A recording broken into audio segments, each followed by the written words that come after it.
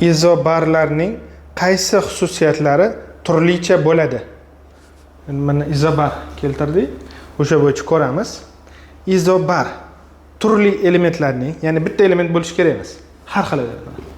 Argon, kaliy, kalsiy, misol uchun har xil elementni atomlariga yetiladi. Bitta element o'ziga o'zi izobar bo'la olmaydi. Har xil element bo'lishi kerak.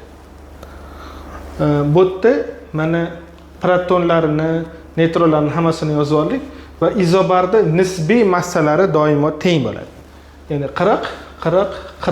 Kaliyni ham o'zi kaliyni Mendeleyev davriy jadvalida nisbiy massasini 39 bergan, lekin 40ligi ham uchrab turadi. Kam uchraydi, no uchrab turadi. Biz 40ligini oldik. Shunda nisbiy massalari bir xil, teng, 40 hammasida. Izobarlarda asosiysi nisbiy massa teng bo'lishi kerak, nisbiy atom massasi. Bunda tartib raqamlari har xil bo'lgani uchun tartib raqami proton, elektron va yadro zaryadini ko'rsatadi. Demak, protonlari 18, 19, 20 har xil. Elektronlari 18, 19, 20 har xil. Yadro zaryadlari +18, +19 va +20 har xil. Izobarlarda bular har xil bo'ladi. Neytron topish uchun nisbiy massadan tartib raqami aylanadi. 40 dan 18, 22, 40 dan 9, 21, 40 dan 20. 20 ayirsa, demak ayirmasdan chiqadi. Har xil. Neytronlari ham har xil. Nimasi bir xil? Nisbiy massalari. Mana 40 yoki nisbiy massalari.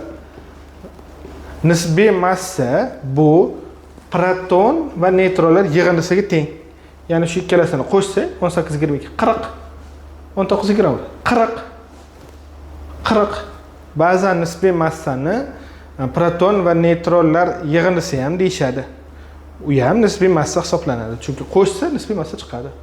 Nimasi bir xil ekan? Nisbiy massalari bir xil ekan, proton va neytronlar yig'indisi bir xil ekan. Endi javoblarni ko'ramiz. Bu yerda turlichani so'ragan. Protonlar soni har xil olamiz. Chunki har xil bo'lsin deb, turlicha bo'lsin deb. Ikkinchisi, elektronlar soni 18, 19, 20 har xil olamiz. Uchinchisi, proton va neytronlar soni yig'indisi. Yig'indisi 40. Yig'indisi 40. Yig'indisi 40. Bir xil olmaymiz. 4. Yadro zaryadlari +18, +19, +20 har xil olamiz. Atomlarning massasi, ya'ni nisbiy massa dot. Nisbiy atom massa 40. Olmaymiz. Bu bir xil olmaymiz. Neytronlar soni 22, 21, 20.